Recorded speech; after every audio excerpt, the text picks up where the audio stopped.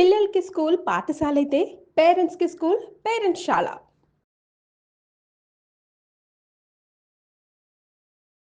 నమస్కారం. మీరు చూస్తున్న సుమన్ టీవీ. నేను మీ కీర్తి. శ్రావణ సోమవారాలు మనం పాటించవలసిన నియమాలు, అలాగే విధి విధానం ఎలా ఉంటుందో తెలియజేయడానికి ప్రముఖ ఆస్ట్రాలజర్ బ్రహ్మశ్రీ నందిబట్ల శ్రీహరి శర్మ గురుగారు ఉన్నారు. నమస్తే గురుగారు. వాగర్థావివ సంపృక్తౌ వాగర్థ ప్రతిపత్తయే జగతః పితరౌ వందే పార్వతీ పరమేశ్వరౌ.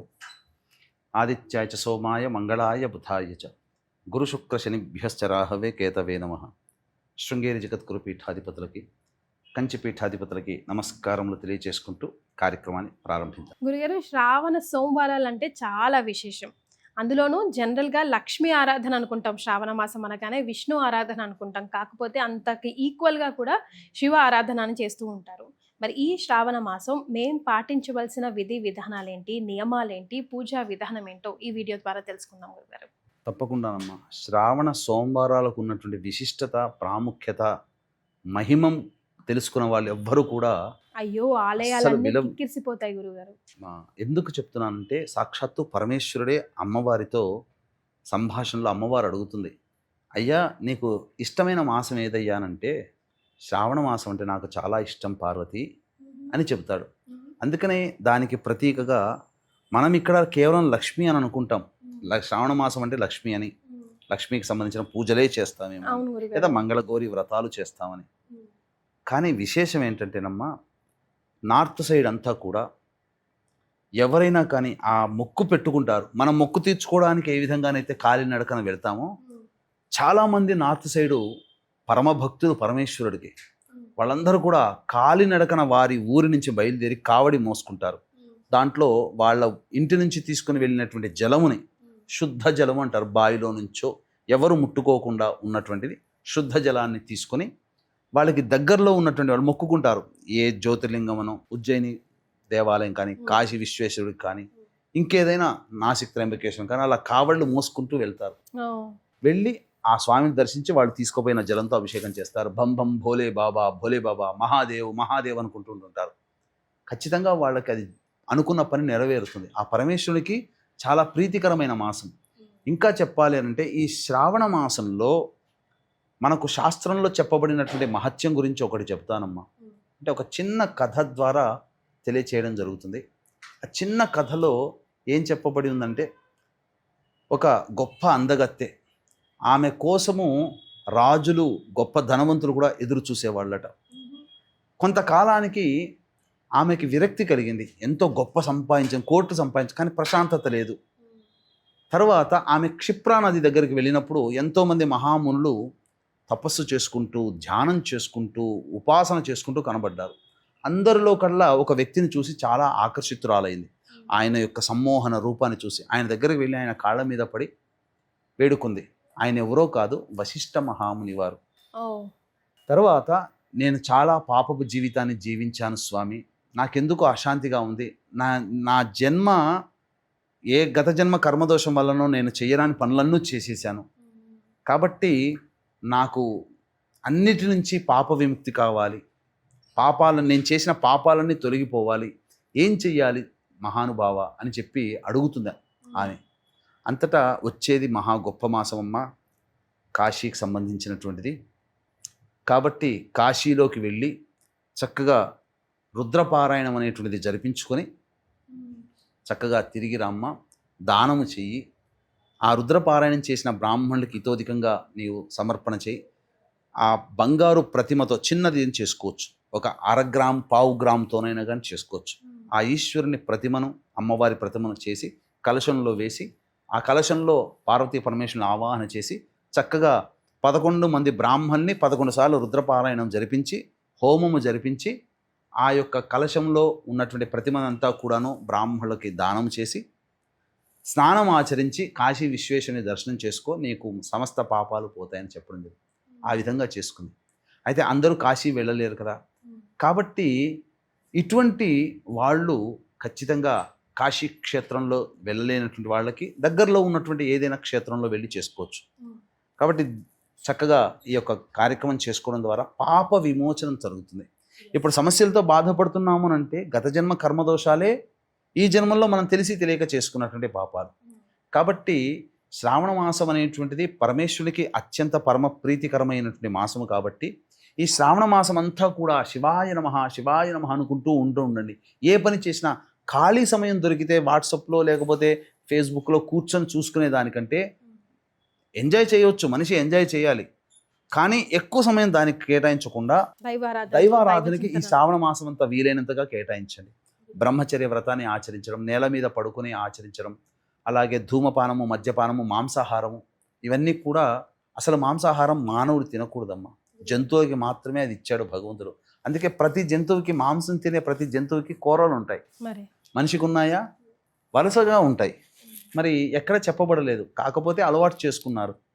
జీవహింస జరుగుతుంది. చాలామంది అనుకుంటారు మనం చంపట్లేదు, చనిపోయిన శవాన్ని మనం తింటున్నాం ముక్కలు చేసుకొని అని చెప్పి అని అంటుంటుంటారు. ఆ చనిపోయిన శవంగా మారడానికి కూడా నువ్వే కారణం అవుతున్నావు కదా. అక్కడ నువ్వు తింటున్నావు కాబట్టి అక్కడ బ్రతికున్న జీవ ప్రాణి జరుగుతుంది అక్కడ. అదే లేకపోతే జీవం చక్కగా బ్రతికేదా? ఆ జీవం ముసురు పోసుకొని తిన్నట్టే కదా, అట్లా అనమాట. కాబట్టి మాంసాహార భోజనం నిషిద్ధం. ఈ విధంగా చేసుకొని ఉంటే మంచిది. ఆదివారాలు చక్కగా ఉపవాస నియమాన్ని, బ్రహ్మచర్యాన్ని అసలు మొత్తం అన్ని రోజులు పాటించాలి. కనీసం శ్రావణ సోమవారాన్ని పాటించేవాళ్ళు ఆదివారం నాడు మాంసాహారం, మద్యపానం తినకుండా ఉండి రాత్రిపూట రేపు తినను కదా అని ఈరోజు బగ్గగానే తిని తాగకుండా రాత్రిపూట టిఫిన్ చేసి ఉండి పండ్లు ఇతర పదార్థాలు తీసుకొని సోమవారం అంతా కూడా ఉపవాసం ఉండొచ్చు. ఉండి ప్రదోషకాల సమయంలో పరమేశ్వరునికి అభిషేకము, అర్చన జరిపించుకుంటే చాలా విశేషం. ప్రతిరోజు శివాలయ సందర్శనం, ప్రతిరోజు ఆ కాశీ విశ్వేశ్వరుని దర్శించుకునే భాగ్యం కలిగిందంటే అంతకన్నా కావాల్సింది ఏందమ్మా? మరి గురుగారు ఎప్పుడు కూడా మనం శివయ్యకి సంబంధించి ఏ నైవేద్యం ప్రీతికరం అని చెప్పుకోలేదు కదా గురుగారు ఇప్పటివరకు. శివుడి దగ్గర ఉన్నటువంటి గొప్పతనం ఏంటంటే మనం ఏది ఇస్తే దానికి 100 రెట్ల ఫలితాన్ని మనకిస్తాడు.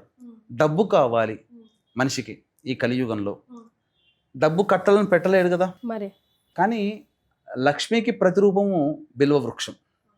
ఆ బిల్వవృక్షంలోనే అమ్మవారు తపస్సు చేసింది. అందుకనే బిల్వ ఫలంని లక్ష్మీ ఫలం అని కూడా అంటారు. మారేడు దళాలతో అర్చన చేస్తే డబ్బుతో అర్చన చేసినట్టే. కాబట్టి ఒక మారేడు పెడితే అనంతమైన ధన సంపద. కాబట్టి ధనాన్ని ఇచ్చినట్టే లెక్క. భగవంతుడికి ఎంత సమర్పిస్తామో అంతకి 100 రెట్ల. ధనము కావాలనుకునేవాడు ఖచ్చితంగా మారేడు దళాలతో అర్చన చేయాలి. గురుగారు శివారాధనకు కానీ గణపతి ఆరాధన కానీ తులసి ఎందుకు పనికిరాదు గురుగారు? పరమేశ్వరునికి సంబంధించిన దాంట్లో ఉందమ్మా తులసి. కొన్ని ఏ దేవత ఇప్పుడు మనకు కూడా ఉంటాయి కదమ్మా, ఇష్టమైన పదార్థాలు, ఇష్టం లేని పదార్థాలు అంటూ ఉంటాయి కదా.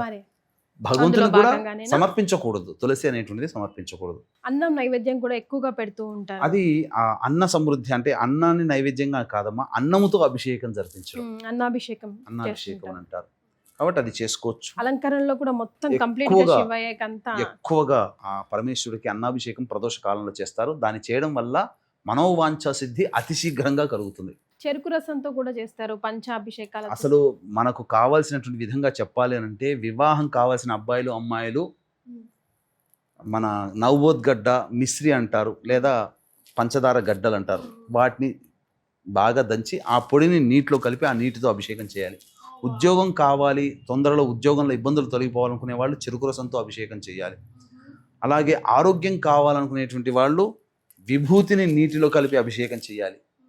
అన్ని విధాలుగా మనోవాంఛ తీరాలనుకునే వాళ్ళు అన్నముతో అభిషేకం చేయాలి. గంజి వార్చిన అన్నముతో, గోరువెచ్చగా ఉండాలి, వేడిగా ఉండకూడదు. అలాగే జ్ఞానాన్ని, అతి బుద్ధిని కావాలనుకునే వాళ్ళు, జ్ఞాపశక్తి కావాలనుకునే వాళ్ళు నెయ్యితో అభిషేకం చేయాలి. మంచి వర్చస్సు కావాలనుకునే వాళ్ళు తేనెతో అభిషేకం చేయాలి.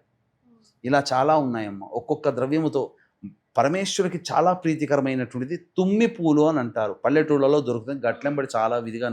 ఆ తుమ్మి పూలు పెడితే చాలట పరమేశ్వరుడి యొక్క అనుగ్రహం చెప్పరాని తలం ఉంటుందట, అంత గొప్పగా అనుగ్రహిస్తాడట. ఉద్యోగ సమస్యలతో బాధపడే వాళ్ళు ఎర్ర జిల్లేడు పుష్పాలతో కనుక అర్చన చేస్తే చాలా మంచిది. కార్యంలో ఆటంకాలు ఎదురవుతున్నాయి, మాకు కార్య విఘ్నాలు తొలగిపోవాలనుకునే వాళ్ళు తెల్ల జిల్లేడు పుష్పాలతో అర్చన చేయాలి. ఇలా ప్రతిదీ చెప్పబడి ఉందమ్మా శాస్త్ర ప్రకారము. పరమేశ్వరునికి కనుక చేస్తే చాలా గొప్పదైనటువంటిది. కాకపోతే పాప విమోచనం కలగాలనుకుంటే ఎన్నో 12 మాసాలు ఉన్నాయి. 12 మాసాల్లో చెప్పబడలేదు. కేవలం శ్రావణ మాసంలోనే శివారాధన విశేషంగా ఏకాదశి రుద్రాభిషేకం, రుద్ర ఆరాధన చేయమని చెప్పబడింది. కాబట్టి అవకాశం ఉంటే దగ్గరలోని క్షేత్రంలో చేయండి. లేదంటే 4వ సోమవారం రోజున మన పీఠం ఆధ్వర్యంలో ఈ చెప్పబడినటువంటి పాప పరిహార దోష నివారణార్థం చేయించడం జరుగుతుంది. కాశీలో కావచ్చు, ఏదైనా సిద్ధక్షేత్రంలో శ్రీశైలంలో కానీ శ్రావణ మాసం 4వ సోమవారం రోజున చేయించడం జరుగుతుంది.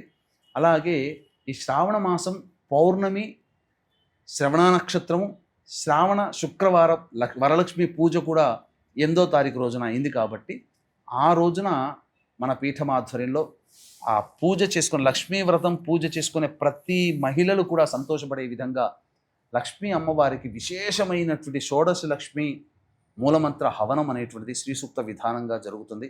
ఈ కార్యక్రమంలో పాల్గొనడం ద్వారా ధన సమస్యలు, వివాహ సమస్యలు, దాంపత్య సమస్యలు, సంతాన సమస్యలు ఒకటా రెండా మనిషికి ఏ సంకల్పం కోసం అయితే ఎదురు చూస్తున్నాడో ఆ సంకల్పం నెరవేరడం కోసం ఈ షోడశ లక్ష్మి హవనం అనేటువంటిది చేయించడం జరుగుతుంది. ఇందులో గోతనామాదులు నమోదు చేసుకున్నటువంటి వాళ్ళకి తామర మాల పూజ చేసి ఇవ్వడం జరుగుతుంది. అద్భుతం. తద్వారా జపం చేసుకోవడం ద్వారా కుటుంబంలో అనేక రకాల ధన సమస్యలు, దాంపత్య సమస్యలు, వివాహ సమస్యలు తొలగిపోతాయి.